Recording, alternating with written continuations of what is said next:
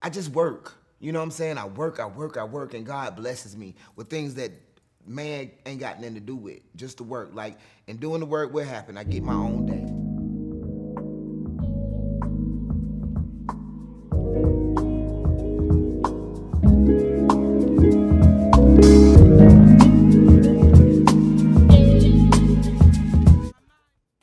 A strong black woman from the west side of ATL, raised by some really good country folk from Durant, Meriwether, Georgia, who from birth fought to live. I was born 2 pounds, 3 ounces.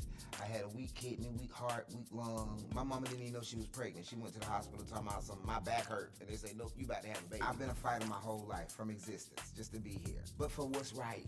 I've always been someone who fought injustice, who always fought the bullies, who loved people.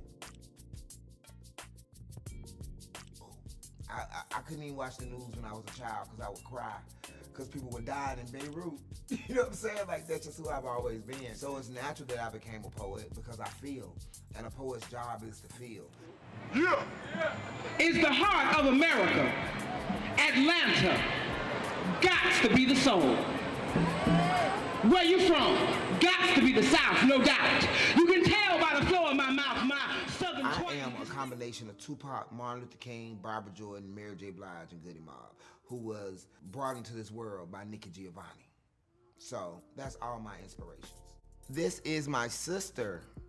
This is Gloria Jean Hardy, my second mom. She passed away, and that's probably the most impactful thing in my life. She is everything. She's my backbone. She's my angel, and I thank God that he gave me a big sister. Presidential fundraiser for Al Sharpton, okay? Wendy Williams was the MC.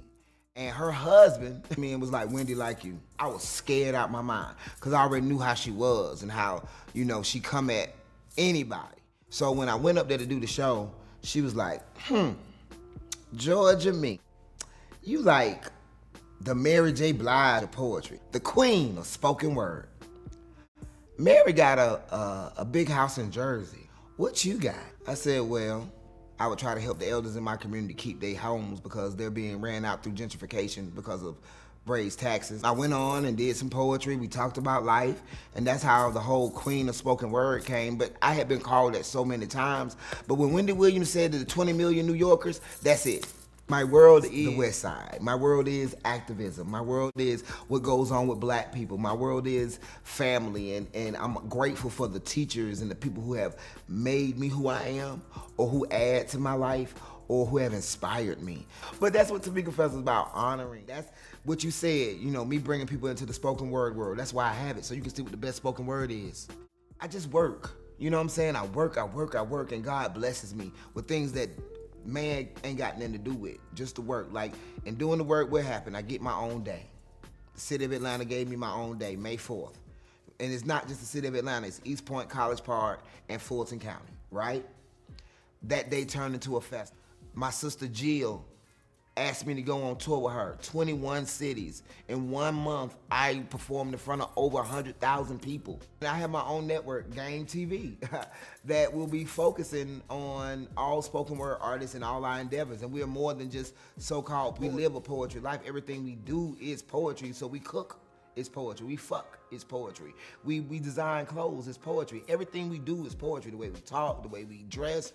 We are poets, is what it is. Georgia me came from, I dated this dude. He was like, Shawty, cause I got that Georgia me. And I was like, Georgia me, what's that? He was like, gang. And it was like rockets and fireworks and everything just went off in my head. And I was like, oh, that's so cool. And then I was in church that Sunday and I deciphered it. God's apostle moving everyone. And I was like, that's my name. So it's my job to show y'all. And I'm grateful. Happy TamikaFest! And I think this is probably one of the most